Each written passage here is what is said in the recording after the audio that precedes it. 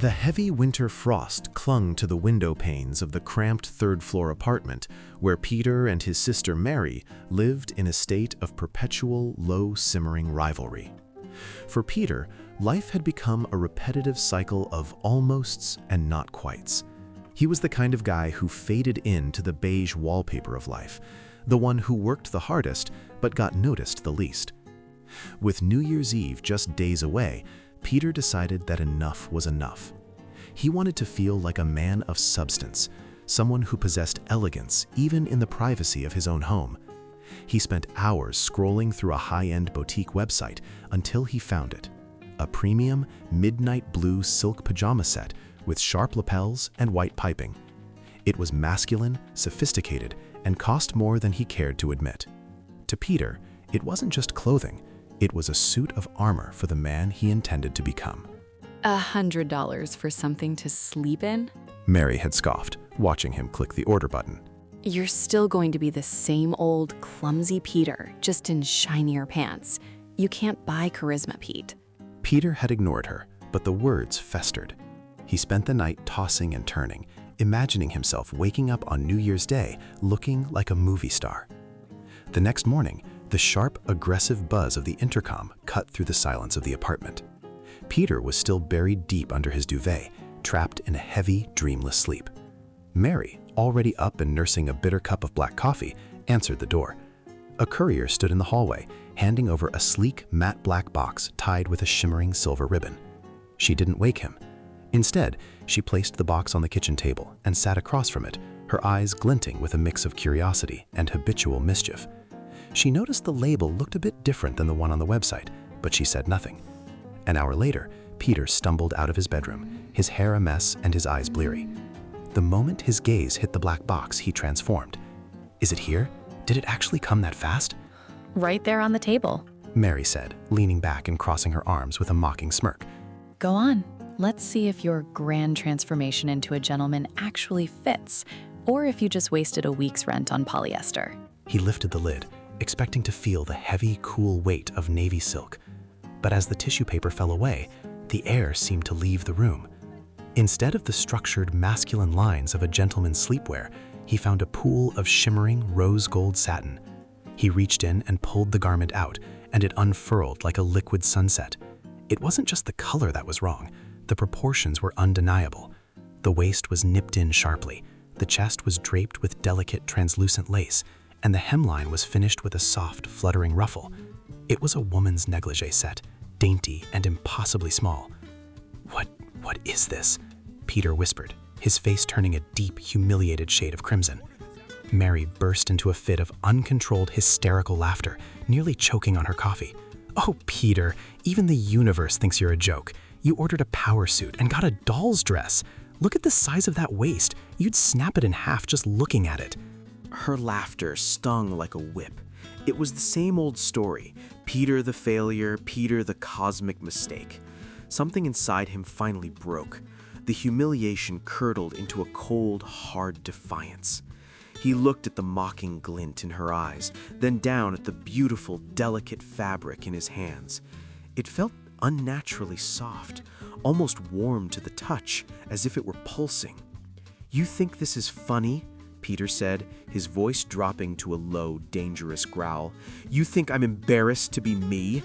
I think you're a guy holding a lace nightie, Pete. Put it back in the box before you ruin it with your big, clumsy hands. Mary cackled.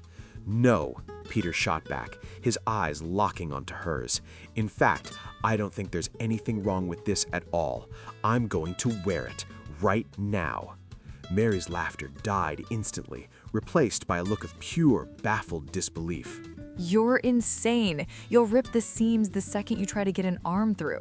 It's half your size, you giant dork. You'll look like a burst sausage. "Watch me," Peter hissed. He grabbed the shimmering rose gold silk, the fabric feeling strangely light, almost weightless, and marched toward the bathroom. His heart was pounding against his ribs with a rhythm that felt less like anger and more like a strange magnetic pull. He stepped inside and slammed the door, the sound echoing through the apartment. Outside, Mary stood in silence, waiting for the sound of tearing fabric and Peter's eventual sheepish surrender. Inside, Peter stared at himself in the mirror, took a deep breath, and began to pull the impossibly small silk over his head. Inside the small tiled bathroom, Peter struggled with the buttons of his shirt, his hands shaking from a mix of adrenaline and stubbornness.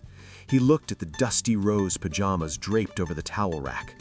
Up close, the floral patterns seemed to shimmer and move, though there was no breeze. He took a deep breath and picked up the trousers. They looked impossibly small, designed for someone with a delicate frame and slender legs. With a grunt of effort, he began to pull them on. He expected to hear the sharp pop of breaking threads or the screech of tearing silk, but instead, something strange happened. The fabric didn't tear. It felt like cool water sliding over his skin, expanding just enough to accommodate him, yet clinging with a snug, firm pressure. Everything okay in there, Pete? Mary's voice drifted through the door, thick with sarcasm. Or are you stuck in a sleeve? Peter didn't answer. He was too busy reaching for the pajama top. As he slid his arms into the sleeves, a sudden electric tingle raced from his fingertips to his chest. It wasn't painful. It was a rush of warmth that made his head spin. He fumbled with the pearlescent buttons, forcing them into the tiny loops. The moment the final button was fastened, the world seemed to tilt. A soft, melodic hum filled his ears, drowning out the sound of his own breathing. He looked down at his hands, expecting to see his broad, calloused fingers. Instead, he watched in silent awe as his knuckles smoothed out and his skin turned pale and porcelain soft. His wrists narrowed, becoming dainty and thin, the sleeves of the pajama top now fitting perfectly around them. He gasped, but the sound that came out wasn't his usual deep voice. It was a soft, airy intake of breath. He looked into the mirror and froze. His jawline was softening, the rough stubble vanishing as if it had never existed.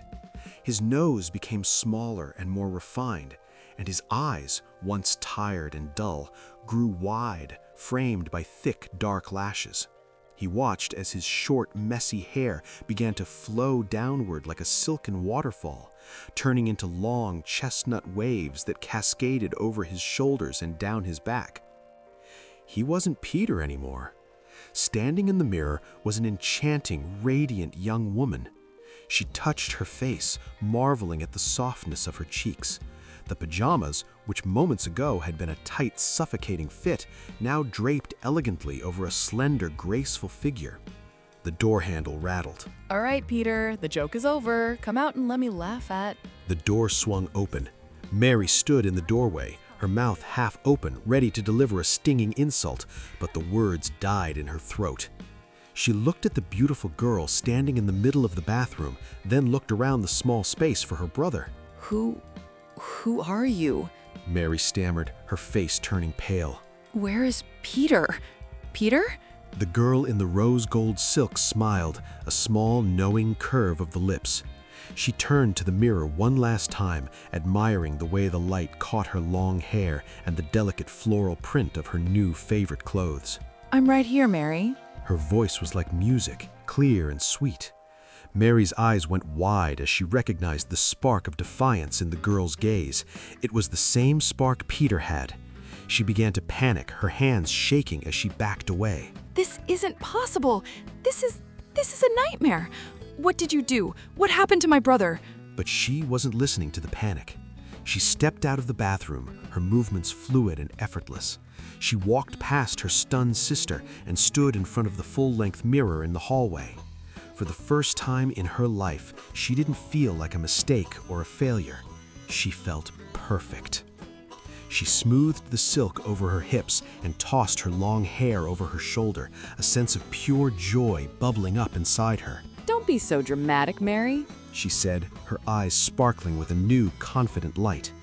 As the sun hit the rose gold fabric, she realized this wasn't just a mistake in the mail.